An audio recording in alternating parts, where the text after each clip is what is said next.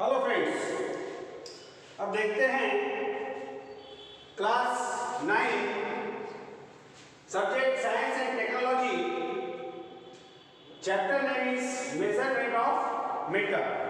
ठीक है, last time में हमने एटम्स के बारे में पढ़ा था, उसका साइज के बारे में पढ़ा था, रेडियस वगैरह। ठीक है, अब पढ़ेंगे एटॉमिक मास।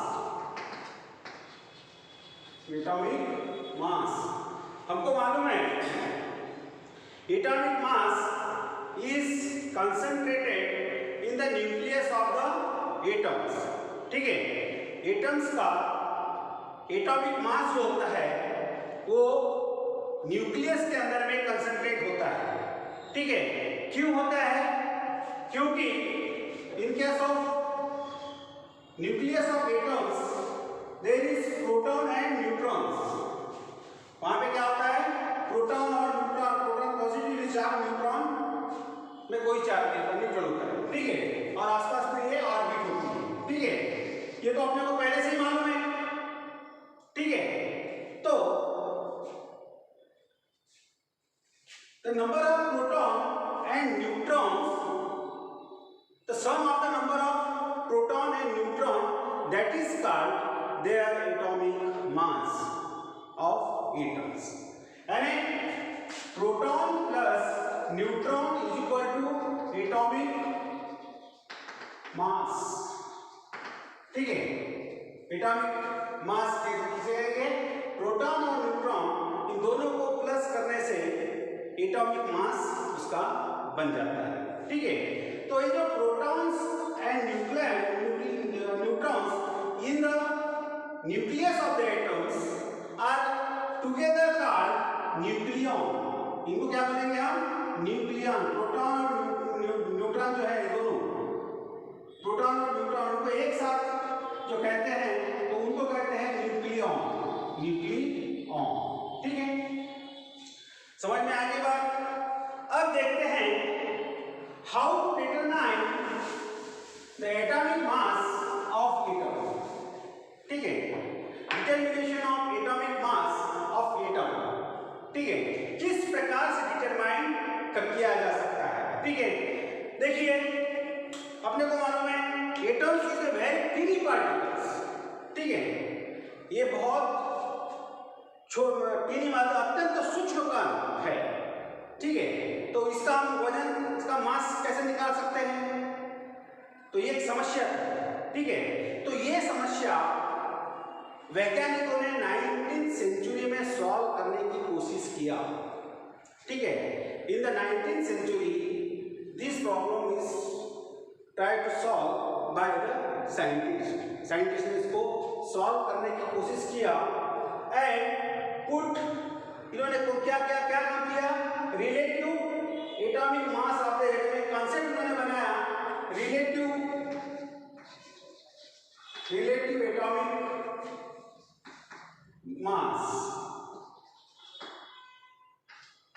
ये कंसेप्ट बनाया।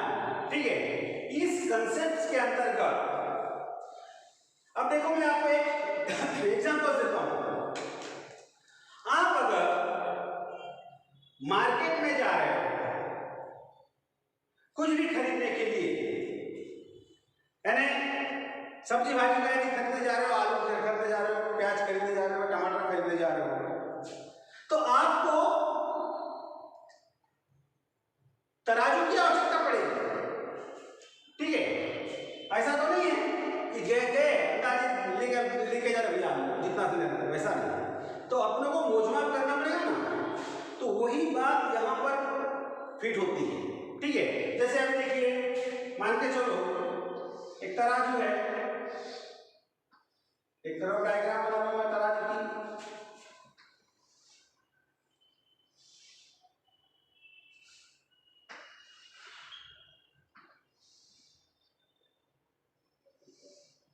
और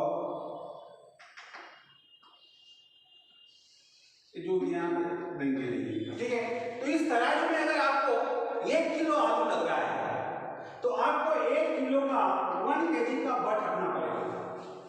अगर आपको आधा केजी लग रहा है तो आपको आधा केजी का बट रखना पड़ेगा।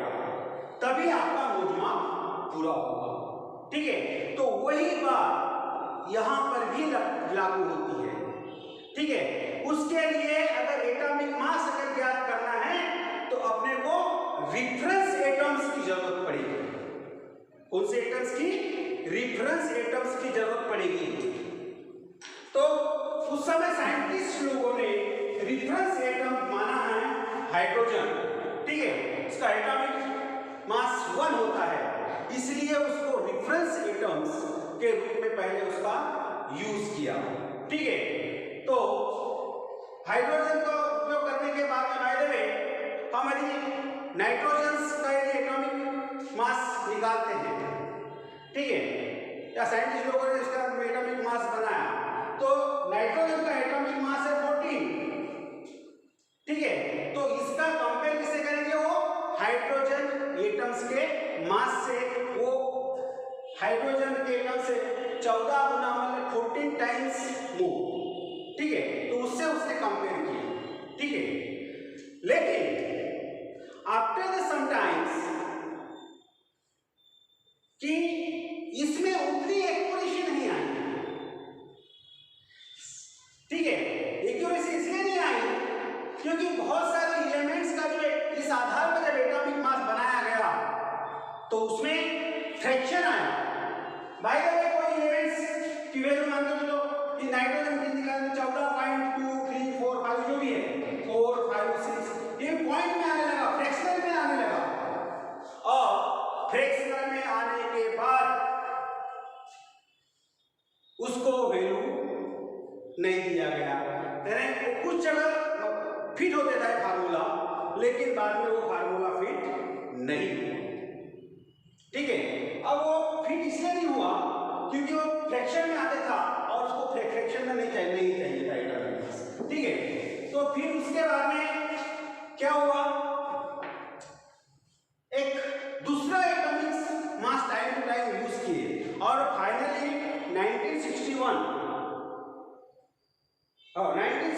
में दूसरा एटम्स रिफरेंस एटम्स के रूप में माना गया। उसका वो है था कार्बन, ठीक है। कार्बन मतलब 12 6 यानी एटॉमिक मास का 12 माना गया, इसको रेफरेंस माना गया और रेफरेंस मान के फिर ट्राई किया गया कि किस प्रकार से मतलब एटॉमिक मास निकाला जाए, किसके द्वारा? साइंटिस्ट के द्वारा, ठीक है। लेकिन फिर भी उसमें भी ये देखा गया कि ये जो है कार्बन में 98 to 97 to 98% एक्यूरेसी आई, लेकिन 100% उसमें एक्यूरेसी नहीं आई, ठीक है। तो वो भी मामला उनका फिट नहीं हुआ। फिर उसके बाद रिसेंटली कुछ एक नया डाल्टन ने मामला सॉल्व किया, तो उसने एक रेफरेंस वैल्यू माना गया डाल्टन की, वो थी U मतलब होता है यूनिफाइड एटॉमिक मास, ठीक है। तो U की वैल्यू उसने लिखा गया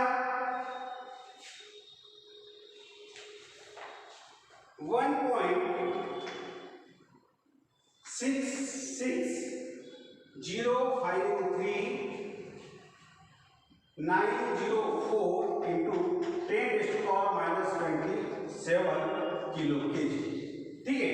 ये डिफरेंस रिलेटिव मास है, कोई स्टेबल है relative mass unified mass of atom. You का मतलब होता है यूनिफाइड मास ऑफ एटम्स, ठीक है। यानी 1 U बराबर ये वैल्यू होगी उसकी, ठीक है।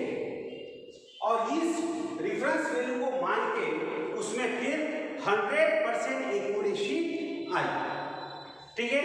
तो अभी प्रचलन में एटॉमिक मास निकालने के लिए इस डाल्टन का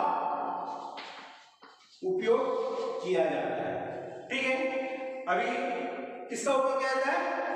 इस वैल्यू का उपयोग किया जाता है। साइंटिस्ट लोग एटॉमिक मास अगर निकालते हैं तो इस वैल्यू से निकालते हैं और उसमें एक्यूरेसी जो है वो 100% आई है, ठीक है।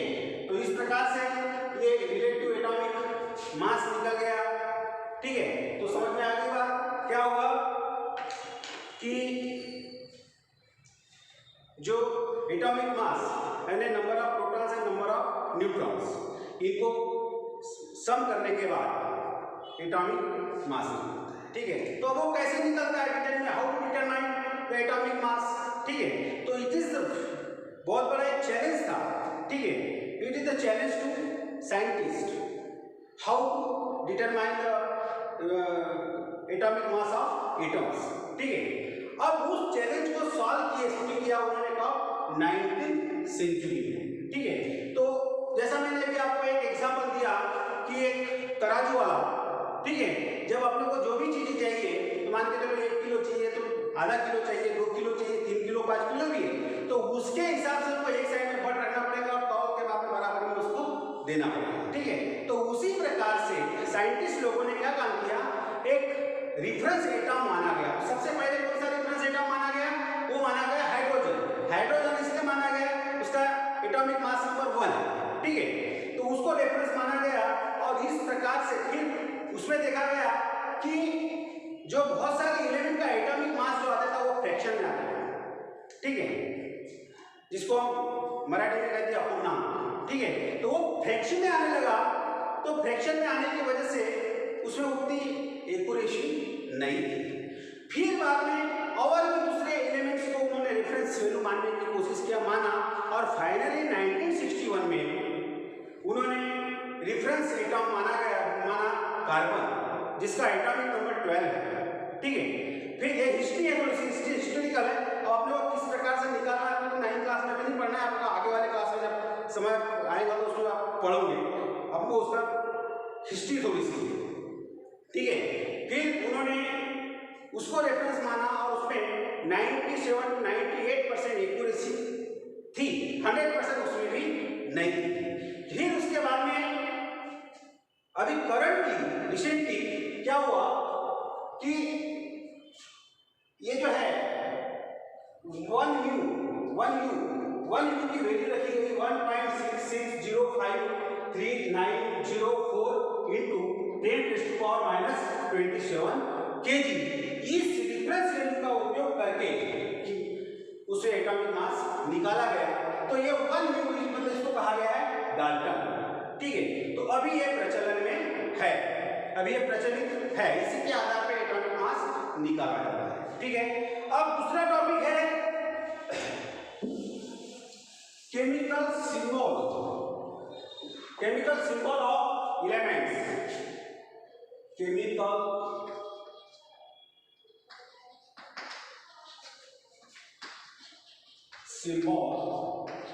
Of elements. ठीक है, केमिकल सिंबल्स ऑफ एलिमेंट्स।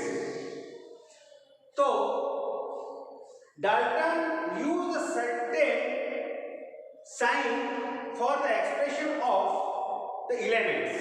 ठीक है, डाल्टन ने कुछ साइन दिया उसके लिए, जैसे कुछ साइन दिया एलिमेंट्स के लिए, जैसे एक ये साइन दे दिया उसने हाइड्रोजन के लिए। ठीक है, शुरुआत में। ठीक, उसके बाद में ये वाला दे दिया उसने कॉपर के लिए। तो इस प्रकार से एलिमेंट्स को वो उसे साइंस के द्वारा दर्शाने का प्रयत्न किया। फिर उसके बाद में IUPAC का मतलब होता है international union of pure and applied chemistry. IUPAC system का उपयोग किया गया, IUPAC सिस्टम का उपयोग किया गया, और ये this systems are use all over the world. पूरे दुनिया में आज की डेट में इसी का ही यही सिस्टम प्रचलित।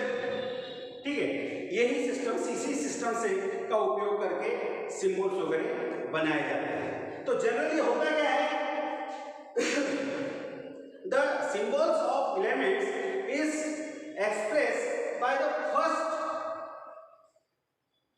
अल्फाबेट, मतलब नेम के अल्फाबेट ऑफ द नेम, और first alphabet and second one. Other, ठीक है। जैसे आप देखो हाइड्रोजन, हाइड्रोजन हम लिखते हैं यहाँ पे हाइड्रोजन, पहला अल्फाबेट उसका H के द्वारा दर्शाया गया सिंबल उसको, ठीक है। ऑक्सीजन O के द्वारा, ठीक है। अब क्लोरीन,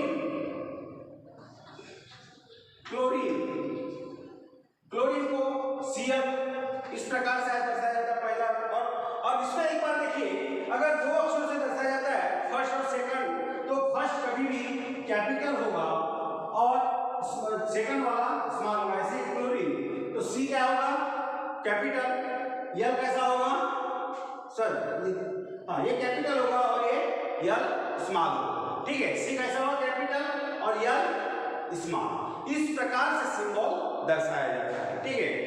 उसके बाद में कभी कभी अनदर स्पेसिफिक शब्दों का उपयोग करता है, जैसा हमने लिखे सोडियम, यहाँ पे पोटेशियम, तो इसका सिंबल जो है यानी यहाँ पर सब ये संबंध नहीं है। उसके बाद में पोटेशियम का के, तो इधर अदर अदर भी ले सकते हैं, अदर अल्फाबेट भी ले सकते हैं। समझ में आ गई बात। शुरुआत में सिंबल के बारे में बता दूं आपको, डाल्टन ने कुछ साइन का उपयोग किया एलिमेंट्स को दर्शाने के लिए, जैसे हाइड्रोजन के लिए ये वाला साइन दर्शाया, कॉपर के लिए गोला मार के अंदर C लिख दिया, ठीक है। तो इस प्रकार से उसने साइन का उपयोग किया। फिर उसके बाद में IUPAC सिस्टम आई और यही IUPAC सिस्टम सिंबल के लिए पूरे ऑल ओवर वर्ल्ड में चल रही है, ठीक। फिर उसके बाद इसमें आज इसमें क्या होता है, हाँ आज की जो वर्तमान में जो सिस्टम चल रही है इसकी सिंबल्स की, तो वो देर है बर्जेलियस नामक वैज्ञानिक है, बर्जेलियस, ठीक है। बर्जेलियस इस वैज्ञानिक ने अभी प्रचलित जो है सिंबल्स वो बनाया है, ठीक है। तो फिर उसके बाद में जनरली होता क्या है सिंबल में कि उस एलिमेंट्स का पहला अक्षर या फिर पहला और दूसरा अक्षर या दूसरे भी अदर साइन, अदर अक्षर दूसरे बलताज अक्षर का भी उपयोग कर सकते हैं और इस प्रकार से सिंबल लिख सकते हैं, ठीक है। तो ऐसा नहीं कि इंडिया में अलग अक्षर का उपयोग करते हैं, इंग्लैंड में अलग तो अमेरिका में अलग, ऐसा नहीं है। हर जगह कोई भी वर्ड में जो है उसका जो सिंबल है वो कैसे है एक समान है, ठीक है। अब इसके बाद में देखते हैं molecules of elements and compounds.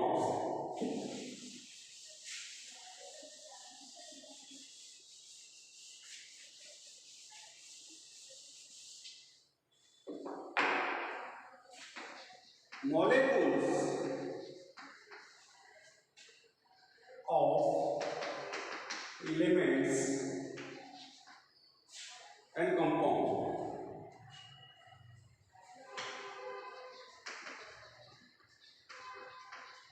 ठीक।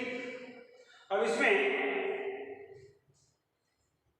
अब आपको बताया तो एक बात, जो सम कंपाउंड्स आर कैसे होते हैं, atoms of some compounds independence existence, ठीक है। तो इसके बाद में जैसे आप एलिमेंट्स देखते हैं या मॉलिक्यूल्स देखते हैं, मॉलिक्यूल्स इसको दो भागों में बांट देते हैं, mono atomic molecule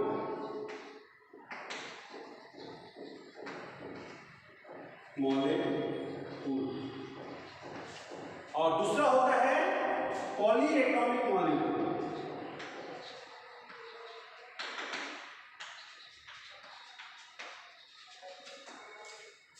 mono atomic molecules and poly atomic molecule. तो भाई ये मोनो एटॉमिक मॉलिक्यूल्स का मतलब क्या होता है, हमको मालूम है अपने साथ में ऐसे बहुत सारे लोग होते हैं कि वो उनको दुनियादारी से कुछ लेना नहीं, किसी से कोई लेना देना नहीं, सिर्फ अपने ही आप में मस्त रहता है। ऐसे लोग अपने समाज में होते हैं, तुम्हारे भी फ्रेंड्स वगैरह कुछ होंगे, वो किसी से बोलना पसंद नहीं करते, किसी से मजाक करना पसंद नहीं करते, किसी से हाथ मिलाना पसंद नहीं करते, किसी के साथ में घूमना पसंद नहीं करते। ठीक है, ऐसे कुछ लोग होते हैं। तो उन्हीं लोगों में से ये एक है मोनो एटॉमिक मॉलिक्यूल। ठीक है, तो मोनो एटॉमिक मॉलिक्यूल जैसे है हीलियम, नियॉन, He मतलब हीलियम, नियॉन, ऐसे मॉलिक्यूल जो होते हैं इनको दुनिया में पहले से कुछ लेना नहीं होता, मतलब दूसरे एलिमेंट के साथ में रिएक्शन कभी नहीं करते। वैसा ही ये मतलब इसका मतलब होता है एलिमेंट्स इंडिपेंडेंट एग्जिस्टेंस, स्वतंत्र, इंडिपेंडेंट एग्जिस्टेंस, यानी ये किसी के साथ में रिएक्शन नहीं करते, अपने आप में मस्त रहते हैं। ऐसे मॉलिक्यूल्स को कहते हैं मोनो एटॉमिक मॉलिक्यूल। ठीक है, उदाहरण के तौर पे हीलियम, नियॉन। ठीक है, ऐसे इनको ये दूसरे रिएक्शन के साथ में रिएक्शन नहीं करते हैं। उसका उल्टा है पॉलीएटॉमिक मॉलिक्यूल। पॉलीएटॉमिक मॉलिक्यूल जो है वो किसी के साथ में भी रिएक्शन कर देते हैं। मतलब अपने साथ में कुछ लोग होते हैं कि हम सबसे बोलना पसंद करते हैं, सबके साथ घूमना पसंद करते हैं, सबके साथ हाथ मिलाना पसंद करते हैं, सबके सामने घूमना पसंद है, घुल मिल कर रहना पसंद करते हैं। ऐसे मॉलिक्यूल्स को कहते हैं मतलब रिएक्टिव मॉलिक्यूल्स। ठीक है, ऐसे मॉलिक्यूल्स को कहते हैं रिएक्टिव मॉलिक्यूल जो होते हैं, तो उसके उनको बोलते हैं पॉलीएटॉमिक मॉलिक्यूल। ठीक है, the in this atoms their reaction takes place to form a compound. ठीक है, अगर ये रिएक्शन करने के बाद, केमिकल रिएक्शंस करने के बाद क्या काम करते हैं, कंपाउंड बना लेते हैं। मान के चलो नाइट्रोजन, ठीक है, ये दूसरे नाइट्रोजन से मिल जाएगा तो नाइट्रोजन मॉलिक्यूल बन जाएगा। ऑक्सीजन ये दूसरे ऑक्सीजन से मिल जाएगा तो ऑक्सीजन मॉलिक्यूल बना लेगा। ठीक है, उसी प्रकार से कार्बन अगर ये O2 से मिल जाएगा, मतलब ऑक्सीजन से मिल जाएगा तो कार्बन डाइऑक्साइड बन जाएगा। तो इस प्रकार से ये जो है पॉलीएटॉमिक मॉलिक्यूल्स कहेंगे, यानी दूसरे एटम के साथ में रिएक्शन करने के बाद नया मॉलिक्यूल्स बन जाता है, उसको कहते हैं पॉलीएटॉमिक मॉलिक्यूल। समझ में आई बात? तो ये हो गया पॉलीएटॉमिक मॉलिक्यूल। ठीक है, कोई डाउट हो पूछ सकते हो। ठीक है, अब इसके बाद में देखते हैं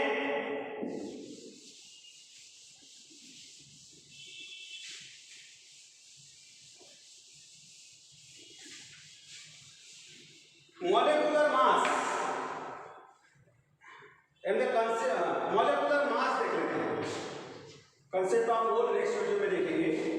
मोलेकुलर मास, मोलेकुलर मास क्या होता है? तो सबसे पहले मैं आपको एक बात बता दूं बेटा, कुछ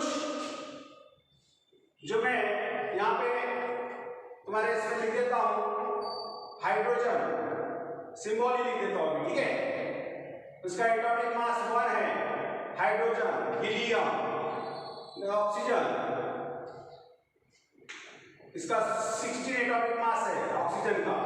ठीक है, उसके बाद में नाइट्रोजन, इसका है 14, कार्बन का 12, पोटेशियम का 39, कैल्शियम का 40, सोडियम का 23, मैग्नीशियम का 24 और एल्युमिनियम का जो है वो 27 ये है।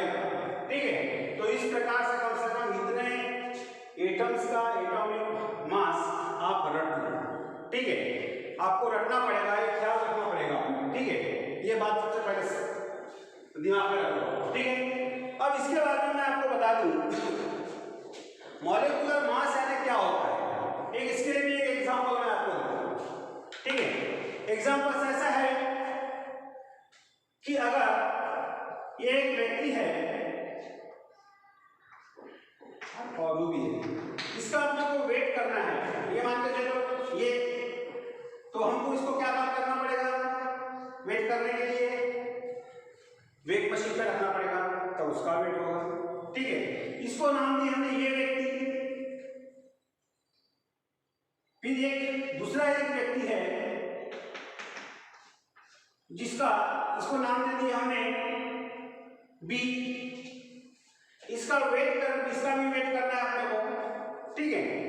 अगर दोनों का एक साथ वेट करना है तो हम क्या काम करेंगे, सबसे पहले तो दोनों को वेट मशीन पे रख देंगे, या तो फिर एक एक करके दोनों का वेट करेंगे और दोनों को जोड़ देंगे। मतलब ही क्या कहलाएगा, वो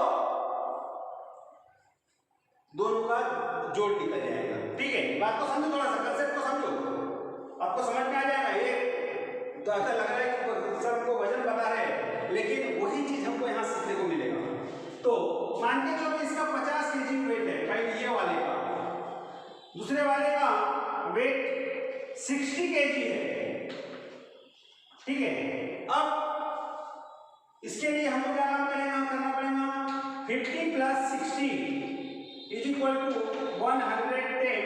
kg, दोनों का वजन कितना है। यही फार्मूला हमको एटॉमिक मास, मॉलिक्यूलर मास निकालने में सहायता होगा। तो इसके लिए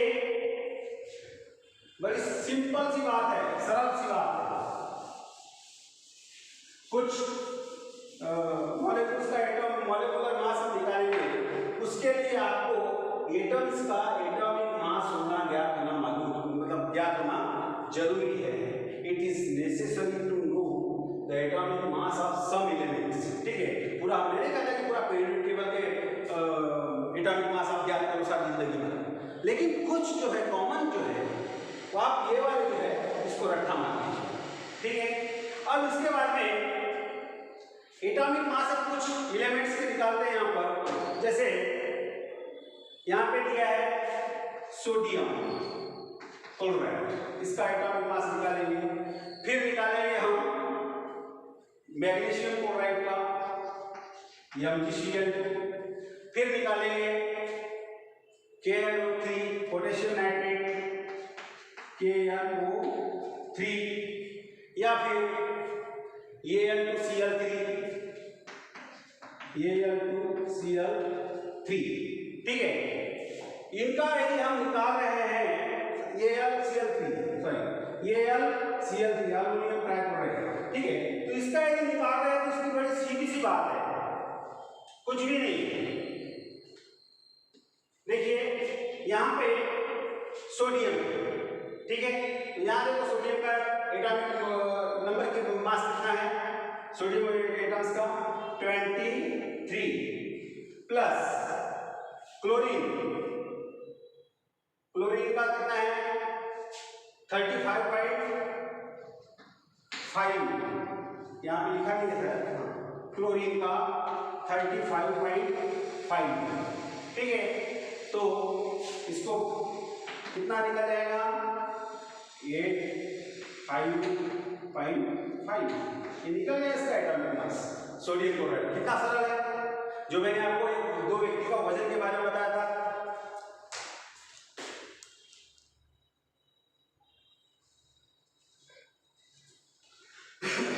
उसके बाद में MgCl, अब यहाँ पे मैग्नीशियम का कितना है 24। अब देखने लायक बात है, यहाँ प्लस कर दो, ठीक है। प्लस करने के बाद इसकी वैल्यू देखिए, क्लोरीन कितना लिखा हुआ है 2 लिखा है ना, तो क्लोरीन का हमको मालूम है 35.5, सॉरी हाँ 2 × 35.5 कितना हो जाएगा, इसका atomic mass 24 plus 70 equal to 4 and 94।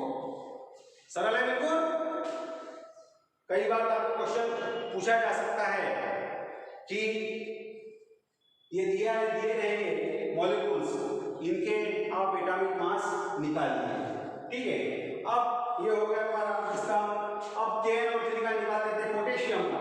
तो पोटेशियम का है यहाँ पे K का 39, नाइट्रोजन का है 14 और ऑक्सीजन देखिए आप, ऑक्सीजन के हम यहाँ पे कितने ऑक्सीजन के 3 है, 3 है ना, प्लस 3 × 60 आप निकाल लीजिए इसका मास तो कैलकुलेशन करके। तो इस प्रकार से हमारे बुक्स में दिए हुए हैं कुछ एग्जांपल्स, उनके मॉलिक्यूलर मास निकालिए मॉलिक्यूल्स के। और ये यहाँ तक आज का वीडियो समाप्त करते हैं। तो हमने क्या क्या पढ़े आज?